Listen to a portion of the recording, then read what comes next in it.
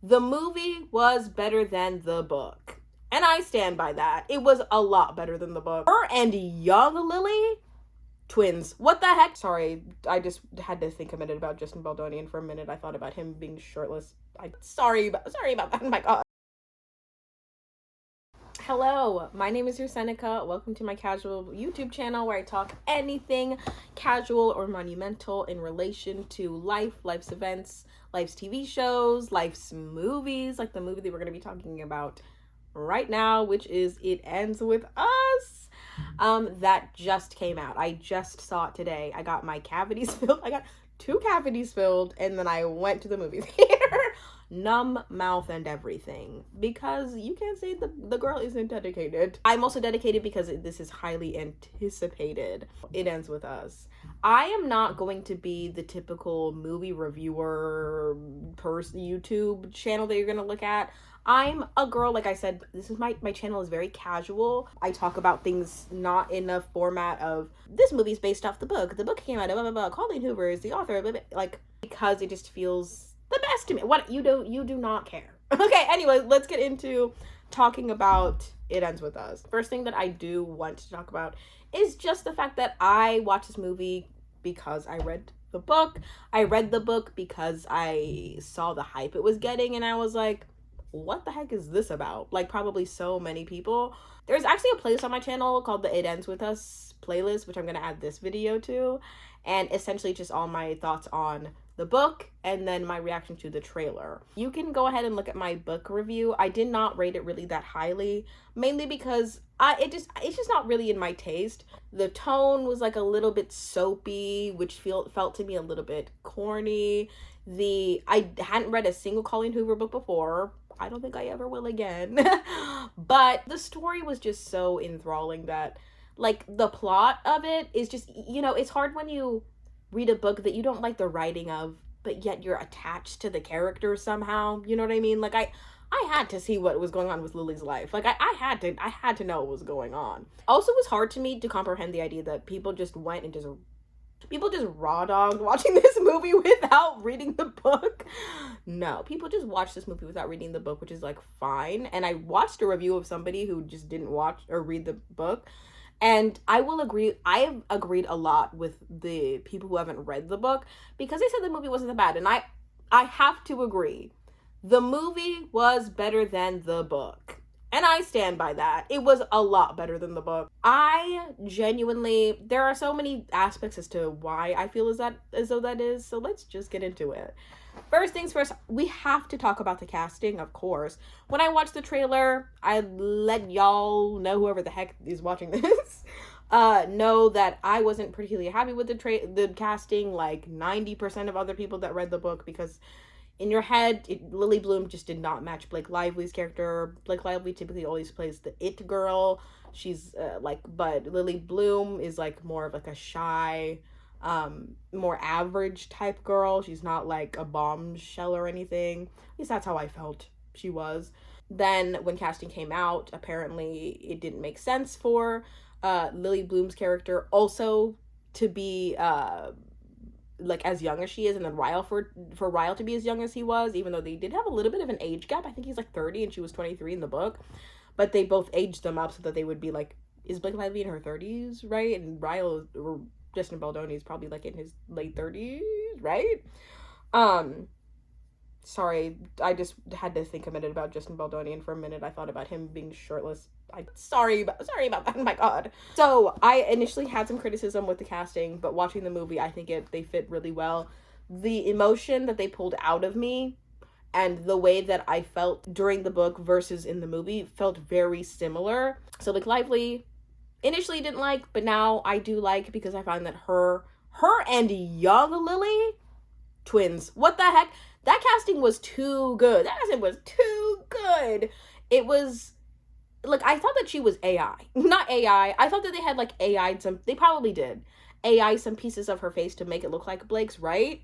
Because there's no way she just looks that similar. I looked up the actress immediately. When I was in the theater, I was like, there's no way she looks this much like Blake. And she does look a little like Blake, but not, I feel like, not to the point where it's like, those are twins. Like, those are literally twins of a different age. So great casting for young Lily. young Atlas.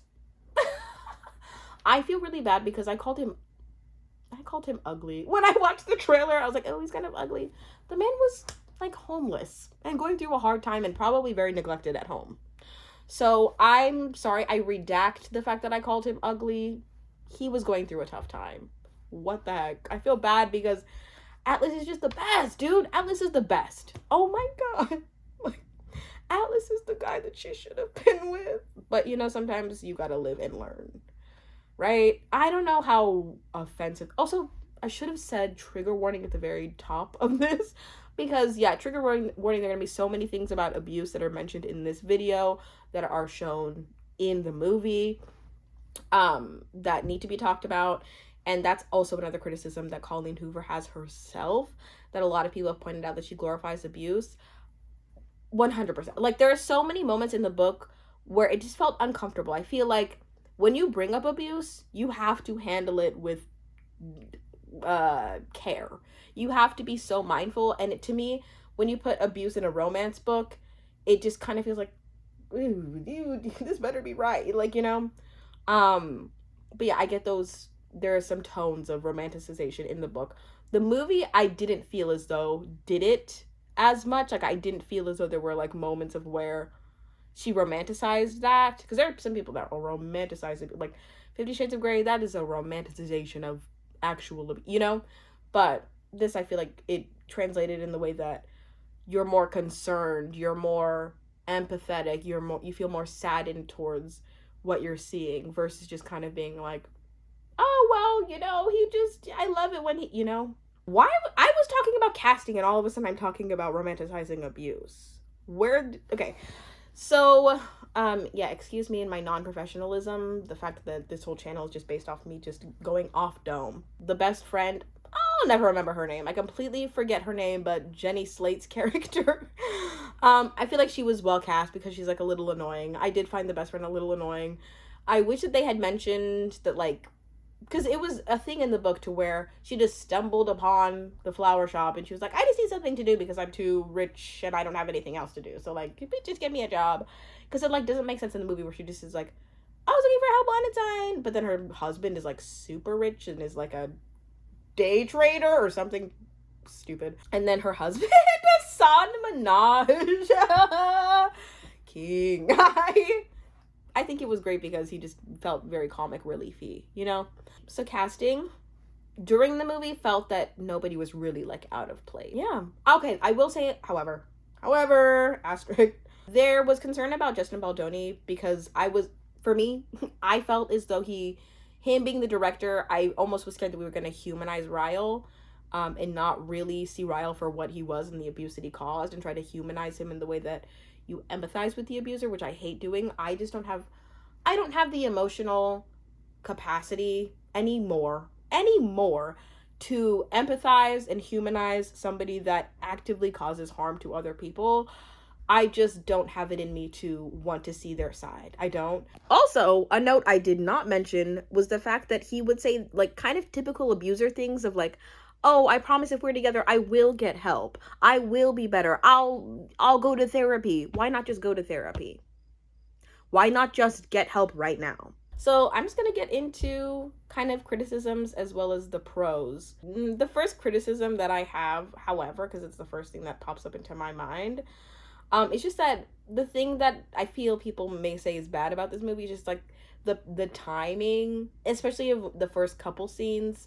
They feel slow and uncomfortable. You know, it's like when characters have dialogue and they just wait a little too long before the person says the next thing, and it's like, this is cringe a little bit. I forgot to include this point. Like, I completely finished this video and it's done, except for I forgot to make this point, which is incredibly crucial to the story. But I think that it was so impactful, including the instances of abuse in the way that when we first saw the abuse, the first time he hits her and she falls down whenever he's making the baked ziti, and then the other time whenever he throws her down the stairs. In the book, it's very clearly laid out that happened and he intentionally did that, versus in the first instances, you don't know if it's an accident or not because they both look like they could be accidents. I think it was a very brilliant idea for that to be kind of left ambiguous and to be like, well, was it a mistake? Because I think when you are in instances of abuse, you so badly want things to be mistakes. You so badly want things to be accidents, and you're probably telling yourself certain things because of how wonderful somebody is. And Ryle, as portrayed in the movie, is so wonderful. There's so many great instances of him just, being like a good boyfriend or whatever, even though he kind of forced her, he forced himself to like talk to her. It was kind of weird in that way, but there are so many highlights of their relationship before we get into the abuse, and then it's kind of ambiguous as to, oh, did he hit her, did he shove her? And he did both times, and then it was just very explicit to where he attempted to her. I thought that it was something that was incredibly crucial and incredibly thoughtful to have the ambiguous, kind of unclear showing, and then the explicit showing of him actually getting angry and doing those actions, because in a lot of ways you're probably talking yourself out of it and imagining things playing out both ways. A pro, however, I will say this: the book versus the movie. This is why I primarily am saying the movie is better than the book. The book, although is kind of similar to the movie, there's a decent amount of similarities. It's pretty accurate to the telling of its story. The book is harder to read to me than the movie, because at least with the movie, you were looking at it in like a beautiful environment. Things that are cringe, things that are kind of weird, are so much easier to intake when you're like looking at them on a screen, said by beautiful people in beautiful environments, in beautiful clothing, with beautiful whatever, like beautiful cinematography, versus when you're reading a book and you're like looking at it and you're like for instance, the scene where they're getting hot and heavy and they're about to, do it, that moment, and then it just stops and he's like, you know what, we're going to bed. I would much rather watch Justin Baldoni be like, you know what, we're going to bed, because it's like cringe and weird for him to say it, but I'd rather him say it and then me look at him taking off his shirt and being like, oh, not you going to bed, you're going to bed, Justin, why do I keep saying his actual name? Ryle, because I don't want to say Ryle.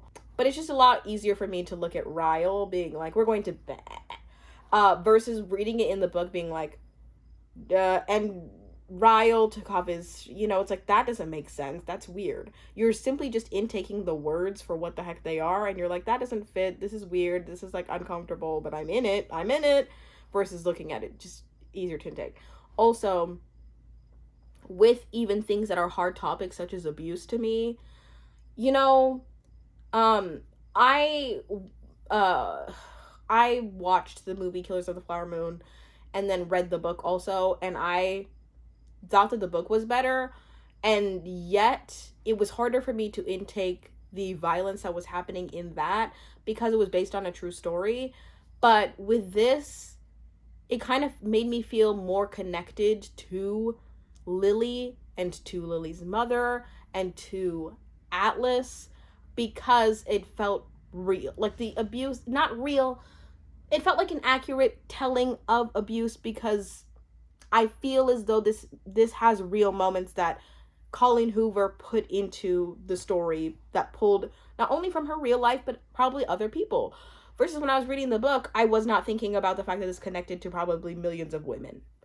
But when I was watching the movie, I was thinking about how probably deeply this connects to millions of women. That's another thing I will say about this book, is that the cycles of abuse was such an interesting theme to bring up, and was so well portrayed, because the whole idea of it ends with us is referring to the fact that Lily has her daughter, and she's saying, no longer will I uphold the cycles of generational abuse and generational trauma, and I will be the one to leave this horrible situation. We are not going to be abused. I found that it was incredibly touching and moving in the way that the book I did not feel that moved by the book. I felt more like I would make fun of the book. I don't think I would make fun of the movie. It's a little bit hard for me even to imagine that like people could talk about the movie being bad without bringing up valid points as to the fact that it represents real women's stories. I could definitely see people getting into relationships with somebody who's like a Ryle, who's, a neurosurgeon, who they're attracted to their lifestyle, who they're not, you know, somebody who's not in as great a position as Ryle, and then being so enamored by his lifestyle, and then being in that lifestyle, and then, you know, sticking to it and taking the abuse simply because, you know, like, oh, my position is better now, like her mom said, like Lily's mom said, of saying it was just easier for me to stay, you know. And it's crazy because she just said that definitively. She said it's easy, it was easier for me to stay, not like, and not saying I thought it would have been easier for me to say. No, she said it was easy for me to stay, which is not crazy. I don't want to call that crazy. It's just very hard to comprehend because you would think upholding abuse, taking in abuse, like there are people that genuinely view that it's just much harder to leave and start a new life, you know. I just felt connected to the stories of abuse and violence because it's very real what these people go through. And I feel as though that was shown in the movie. Whereas I did not feel it in the book. I could have made fun of the book. The writing was weird and kind of off. But the movie just felt like it had a genuine serious tone. Whereas the book always felt a little bit like something that you could make fun of. Also, the story of Atlas saying that he was gonna, for the sake of YouTube, I'm gonna say unalive himself the night that he snuck into the house. Also very real because a lot of victims of abuse do self-harm, do end up actually committing suicide. And as much as it was a dramatic moment that was put into the movie, it also made me cry. Also made me cry, and I don't think I really cried in the book. I more so shed tears and felt connected to the people on the screen than I did through the writing. I liked the maximalist styling of the clothes. I did. I think that a lot of people are going to have an issue with it. There were some outfits that Lily wore that I was like, why are you wearing that coat with that beautiful dress up there on the rooftop? Lily.